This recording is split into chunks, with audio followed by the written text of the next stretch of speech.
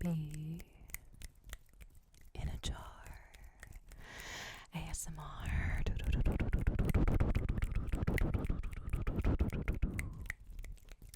Be in a jar. ASMR.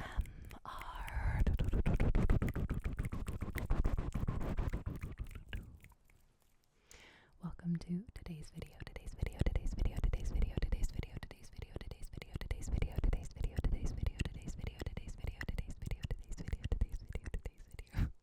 I feel like that was like twice as long as usual. Today I wanted to do like a whispered ramble, balanced with some soft spoken, mixed with a little dollop of word repetition.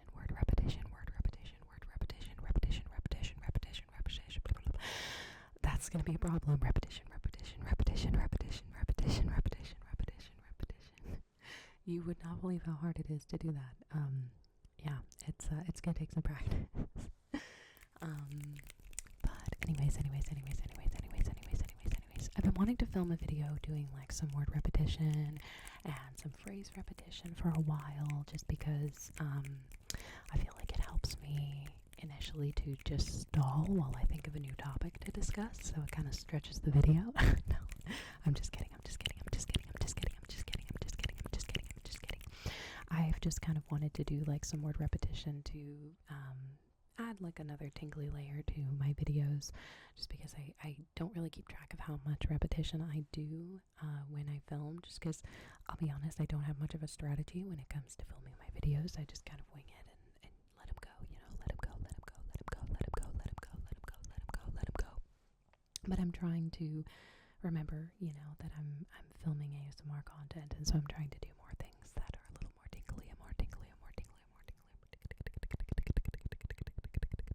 doing like more of like the, mouth sounds and the word repetition, and just trying to be more mindful of that. I thought it might be fun. To try that for today's video.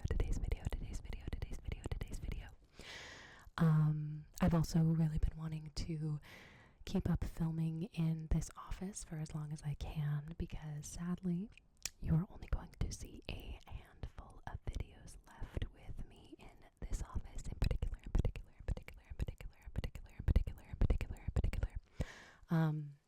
We're probably going to be moving at the end of the month, but it's a little bit up in the air, just because our property managers have been kind of weird about whether or not we can leave our lease early, because technically our lease ends on April 30th. But they did say, they're like, it might be a possibility for you to leave sooner, so just like shoot us a message and give us a date, and we'll let you know if that works for the estate. Did not mean for that to rhyme, but it did. But yeah, so it's been a little up in the air, and like this whole moving process has been a real pain, just because there's been so many facets to it that it's just a headache.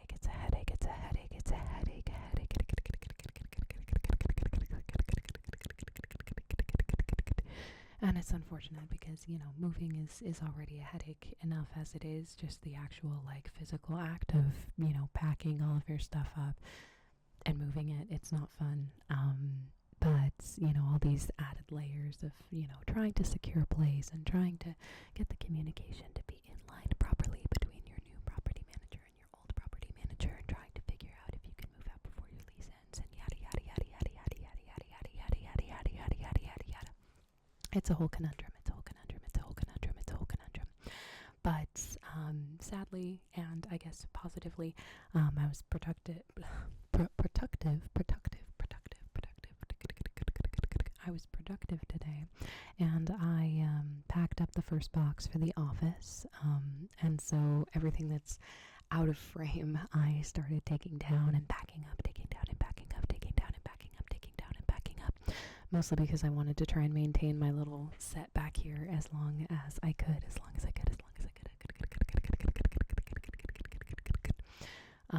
But but I did pack up the dollhouse back there, which it actually looks really cute as is right now. I don't know if you guys noticed that in a few previous videos, but a few months ago I drove down to my parents' house and picked up a bunch of my old childhood stuff, with the ironic assumption that I was going to have a lot of storage to keep all of this stuff with me. And it's funny because, just a few months after, both my partner and I drove to our parents' houses and like picked up a bunch of our stuff because we're like, oh, we have all this storage with the new house. We got notified that, we're going to have to leave just because they are selling the property, and it's going to be way too damn much for us to afford. I can already smell it. Probably going to sell a house like this for like $700K, which is absolutely insane. And so, anywho, we hauled all of our stuff up here, to store it with us because we're like, oh, this is great. We'll have access to all of our stuff. One of those things was my dollhouse, and so my very first dollhouse, as a matter of fact, is the one behind me. But I was excited to bring it up here and set it up, and so I had it set up in the background of my videos for a while. And I actually intended on filming like a little dollhouse tour where I was going to actually show all of the little miniature things that I've collected for throughout the years. But then I just never got around to it, and I kind of forgot about it. And today I just packed it all up, and maybe if I was smart, I should have like filmed myself, playing with my dolls or like packing up my dolls before, it was all broken down and all that. But oh well. Let me know if you guys want to see a little like dollhouse tour video in the future when I like set it back up again in the next place. But it is a very cute dollhouse. I've actually had it since I was like 2 or 3. It's one of the classic Fisher Price Loving Family dollhouses, and it's super cute because it's one of the electronic dollhouses that actually like talks and makes noises and all that. And so you have a set of dolls that are like the specific family to the house. Is that me or is that a ghost? That was a really obnoxious creak, and it didn't sound like the boiler, and it didn't sound like me. So, well, all right, paranormal evidence, maybe. But anywho, it has a specific family that's set to that dollhouse, and they each have a little heart on their back, and there are little like pieces of furniture in the house that are built into the dollhouse that have a little heart as well. And if you put that doll up to the heart on the furniture, it's 2 sensors that talk to each other, and it recognizes each individual doll as like the mom, the dad, the daughter, and the baby, and it will make different sounds and like have like different conversations happen between the dolls. And it's super cute. I love it. There's like a little cat that if you set it up somewhere, it'll meow, and like the dolls, like if the dad is upstairs and the little girl is downstairs, they'll like communicate with each other. He'll be like, hey, when are you coming down for dinner, and she'll be like, oh, I'll be down in a minute, and stuff like that. It's very cute. Very nostalgic. I think about it, and in a way I'm like, it kind of like, I don't know if that's necessarily a good thing for kids or not. Like if it like kind of takes away from the imagination, if like the dolls are having their own conversation, if there's like pre-programmed dialogue options, they're usually pretty general. Like, I don't know if I'm just overanalyzing that or not. But like when I was really little, I did like to turn on that option so that like, when I was still learning to speak, it was kind of helping to teach me, I guess. But then as I got older, I didn't really play with it with like the sounds and stuff anymore. Just kind of outgrew it.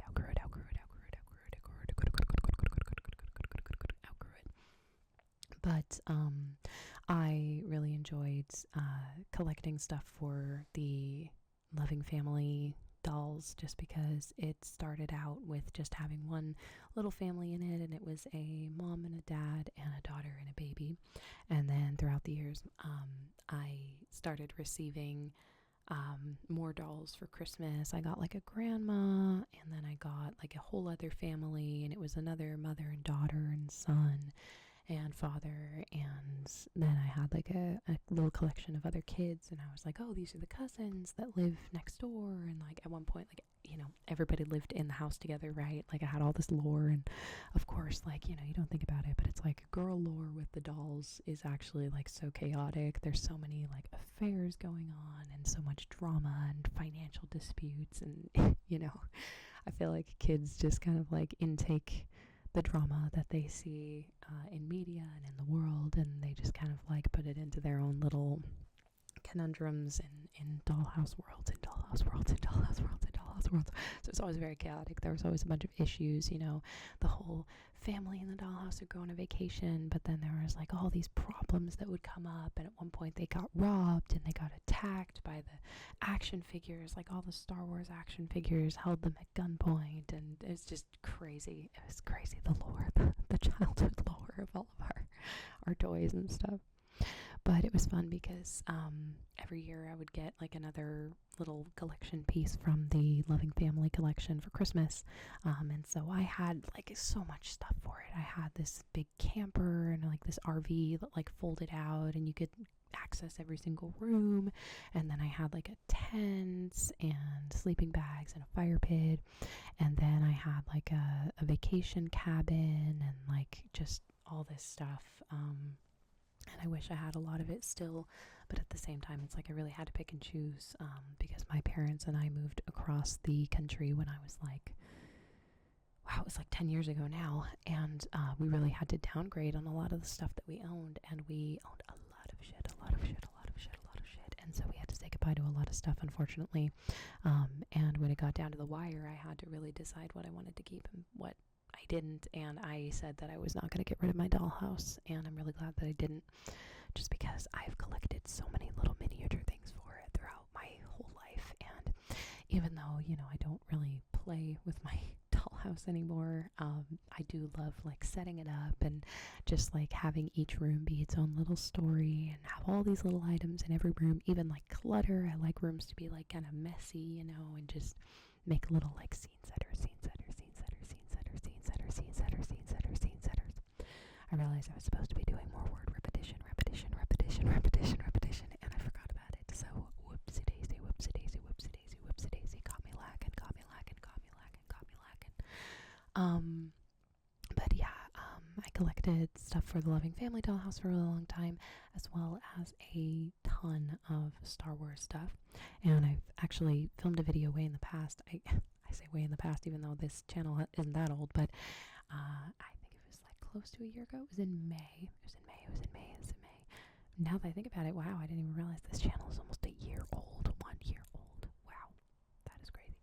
But anyways, I filmed like a Star Wars collection video for May 4th, and I showcased a bunch of my Star Wars stuff, and I'm sure I talked about it in that video, but I collected a lot of Star Wars stuff when I was a kid. I was a big fanatic, and it was funny because like my dad was always super into Star Wars when he was a kid because he grew up in the 70s, and he was like right in that time period when it was blowing up, and then he passed down a lot of that excitement to me and a lot of his old toys, and I think he like vicariously lived through me again, like bringing back all of this Star Wars stuff, and my generation growing up with like the prequels and just that rush of excitement for Star Wars coming back. It was very cool. And so he and I played a lot of the Star Wars video games together, like Battlefront, but then he also contributed a lot to my my love for the Star Wars action figures and collections, because every year for Christmas I always received a ton of Star Wars stuff, starting from when I was like 4. I got the Millennium Falcon for Christmas. I wasn't a Lego kid. I was not a Lego kid, not a Lego kid, not a Lego kid. Just not really my thing, not really my thing, not really my thing, not really my thing. But I did really like action figures, and so I got the big old Millennium Falcon, and that came with Darth Vader, that came with Han, that came with Chewie, that came with Obi-Wan, that came with Luke, came with Leia and C-3PO and R2, and I think maybe a Stormtrooper as well, and that was very exciting. I was over the moon about it. It was just such a huge deal to have my own little Star Wars collection starting. I also absolutely loved getting lightsabers every year. I had a vast collection of the classic lightsabers before they got recalled, the ones that kids probably poked their eye out with because they had like this spring-loaded saber that would pop out and you'd press a button and it would just shoot out. And I remember there was a point when all of those ended up getting recalled because I think kids were probably looking straight down the barrel and pressing the button and hitting themselves in the eye. Actually had a friend growing up that did that exact thing where my dad handed them one of the lightsabers to check it out, and he's like, don't point it at your eye and press that button. And that was like the first thing that the kid did, and gave himself a little bruise right under the eye. Thankfully it didn't go directly in his eyeball, but it makes sense why they recalled that specific type of saber. But I still have a collection of them somewhere. I think they might still be at my parents' house. You know how it is when you grow up and you move out, you still keep like a plethora of stuff at your parents' house. So sorry, Mom and Dad. I'll definitely come get all of that eventually. That's how it goes. But yeah, I had a bunch of cool Star Wars stuff, and I had a bunch of ships and stuff that I sadly had to sell when we ended up moving.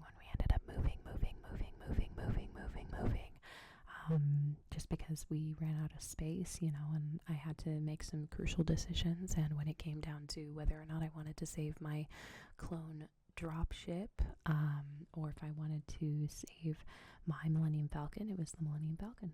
I was not going to pick anything over the Millennium Falcon, and I did save my AT-AT, and it's sitting up in my closet disassembled right now because it's so damn big. I don't know where I'm going to put it.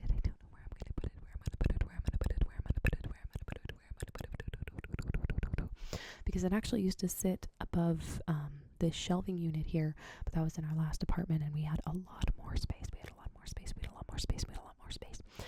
As far as ceiling room, and so it could stand all the way up. And so I had the Millennium Falcon next to the AT-AT.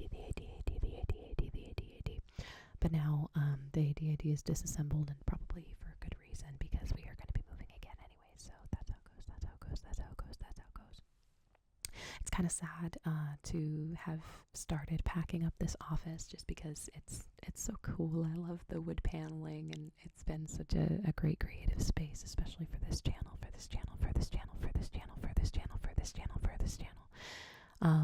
And so everything that's out of frame, I've decided to start pulling down. So all the pictures on the walls and the posters and all the stuff that you can't see has been in the process of being boxed up, just because I wanted to try and keep this set as long as I could.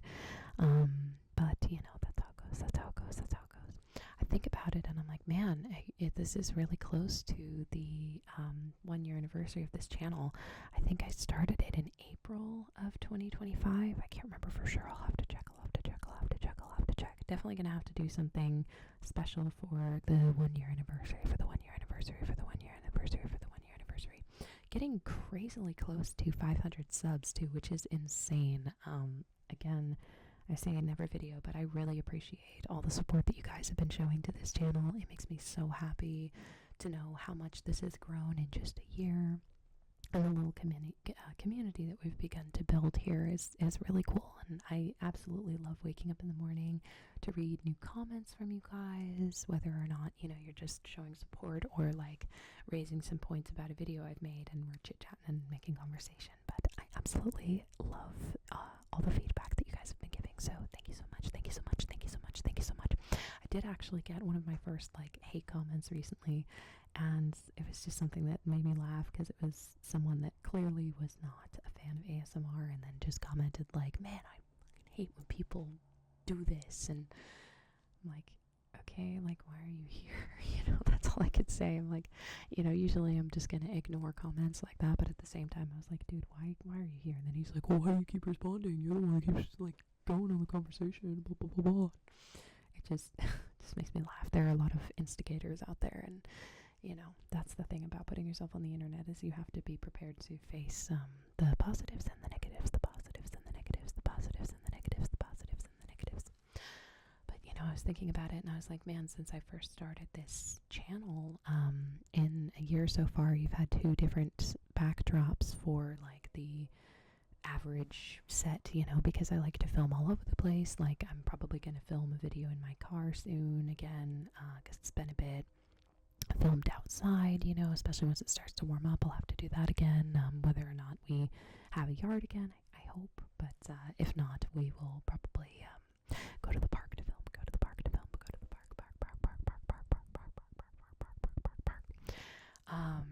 But it's funny because, you know, like there are so many ASM artists that just get like a set that's like kind of, you know, set in stone behind them for most of their, you know, channel history, I guess. And it's always so shocking when they move locations, and it just feels different, and the vibe is a little bit different, a little bit different, a little bit different. And so wherever we end up next, I'll probably have a similar vibe with my office, you know. I'm gonna want to do a similar layout because I do like having my shelf behind me, and I'd like to do what I used to do in the beginning of my videos when I used to have like little candles and stuff and make more of, you know, an atmosphere. It's been hard to do that lately just because everything's been getting boxed up, and, you know, we've been so damn busy with life that it's been hard to stay on the ball with these changes. But wherever we end up next, you know, it'll still have a similar vibe with the office. But I realize, you know, when I first started filming, we were in our old apartment, and I used to sit on the floor and my legs would fall asleep while I was filming because, you know, I didn't have my own office. I didn't have my own setup, you know, and so I was just working with what I had. And then for the last 8 months or so, I've been filming in this room, which has been awesome. But yeah, wherever we end up next, it will still have a good vibe. It'll still have a good vibe. It'll still have a good vibe. It'll still have a good vibe. But yeah, anyways, I think kind of getting to the end here. I'm trying to keep a gauge on like how long I film my videos for, because I don't know in particular how long people like to watch my videos for. I've heard a lot of really good feedback about my ramble videos, and I'm really glad that you guys enjoy those, because it's such a majority of this channel. And I will be perfectly honest that I do want to film as many videos in this room as I can before it's gone, and some of those may just end up being more rambles, but I hope that if you guys are subscribed, that's what you're subscribed for, because that's what you're going to see a lot of on this channel,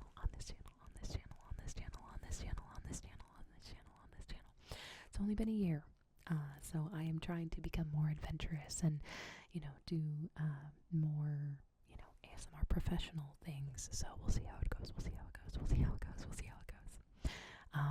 But yeah, anyways, I hope you guys enjoyed today's video. Just doing some rambling. I like to kind of blend the soft-spoken with the whispers, That's a lot of what I like to listen to. I like a good blend of the two.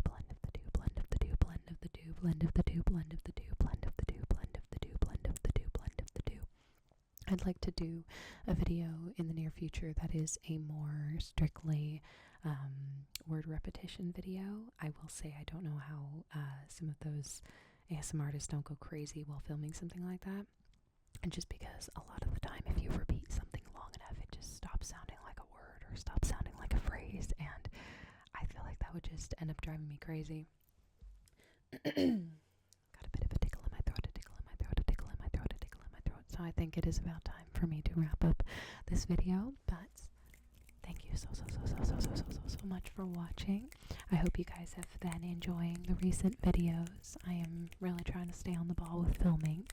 Filming the shorts is harder just because it's hard for me to stay motivated to film like a little 15-second clip than it is for me to just like sit down, chill, and do some rambling. But again, thank you so much for watching. I hope you guys are enjoying. Hope you guys enjoyed today's video. Hope you're all having a good week, and as always,